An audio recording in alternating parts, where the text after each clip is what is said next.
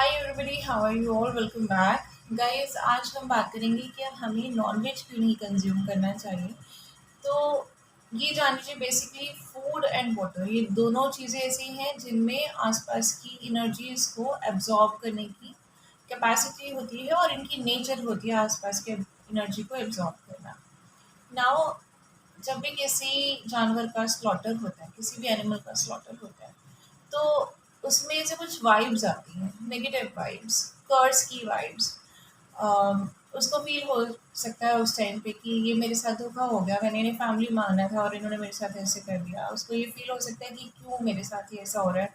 उसको हेल्पलेसनेस की फीलिंग आ सकती है, उसको पेन की फीलिंग आ सकती है, उसको अम, चिंता हो सकती है कि इस टाइम मेरी फैमिली कैसे सरवाइव करेगी, या फैमिली वालों को चिंता हो सकती है कि हमारा फैमिली मेम्बर वहाँ पे स्लॉटर हो रहा है तो उनका कर्ज आता है।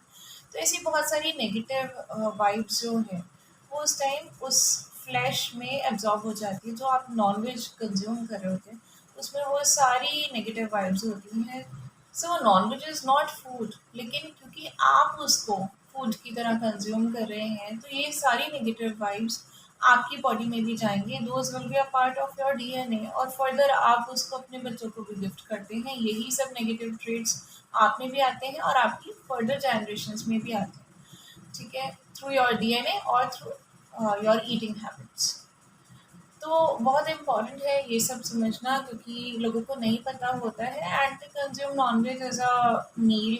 लेकिन जब भी हम इस बारे में बात करते हैं तो बहुत सारे लोग कहते हैं कि अर्थ पे एनिमल्स बहुत सारे हो जाएंगे तो बैलेंस बिगड़ जाएगा, इसलिए हम बैलेंस बना रहे हैं। तो बैलेंस बनाने का ठेका आपका नहीं है। बेसिकली जो बैलेंस है वो अर्थ अपने आप मेंटेन कर लेती है, एनिमल्स अपनी साइकिल में मेंटेन कर लेते हैं।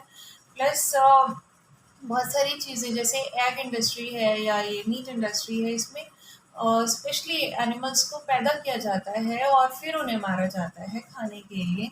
सेकेंडली, बैलेंसिंग वहाँ पे ठीक है जहाँ पे ऐसे एरियाज हैं जहाँ पे क्रॉप्स नहीं है, कोई डेयरी प्रोडक्ट्स नहीं है, कुछ नहीं है, तो वहाँ पे उन्हें अपने सर्वाइवल के लिए ये सब कंज्यूम करना पड़ता है, where it is very very justified. But जहाँ पे सारी क्रॉप्स अवेलेबल हैं, सारी डेयरी प्रोडक्ट्स अवेलेबल है, सारी खाने की चीज़ें अवेलेबल हैं, वहाँ पे अगर आप ये चीज़ कर रहे हैं तो that is nothing but just to satisfy your taste buds. तो अभी जो मेरा पॉइंट है जिसमें मैंने कहा कि नॉन-वेज में नेगेटिव वाइब्स होती हैं एब्ज़ॉर्ब्ड, इसलिए इसे कंज़्यूम नहीं करना चाहिए। इसके लिए मैं आपको लॉजिक बताती हूँ। पुराने लोग भी ये बोलते थे कि वो झूठी डिशेस एक दूसरे की यूज़ नहीं करते थे जनरली। हमारे से कुछ जनरेशन्स पुराने लोगों की बात नहीं कर रही, बट मैं बहुत एंसेस्टर्स की बात कर रही हूँ। वो झूठी डिशेस यूज़ नहीं करते थे, एक दूसरे के झूठे यूटेंसिल्स यूज़ नहीं करते थे। किसी के भी वो शादी वगैरह में भी जाते थे, लाइक 2-3 मंथ्स के लिए ये लोग जाते होते थे, तो या ट्रैवलिंग टाइम इनका बहुत लंबा होता था, तो ये अपनी यूटेंसिल्स साथ में लेके जाते थे। फूड जिस टाइम ये इंटेक करते थे और वाटर अगर इनका साथ में रखा है, ये इसको कवर करके रखते थे।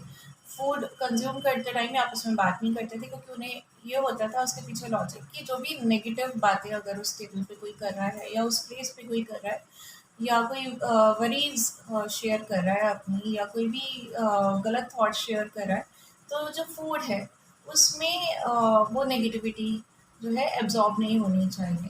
तो इसलिए बोला जाता था कि डाइनिंग टेबल पे बात नहीं करनी। हमारे एल्डर्स हमें भी बोलते हैं कि ये टेबल मैनर्स है, बट बेसिकली जो लॉजिक है इसके पीछे, जो हमारे एंसेस्टर्स ने बना फॉलो किया, because they knew this thing. So always intake your food with prayer, with good heart, with positivity, and with gratefulness.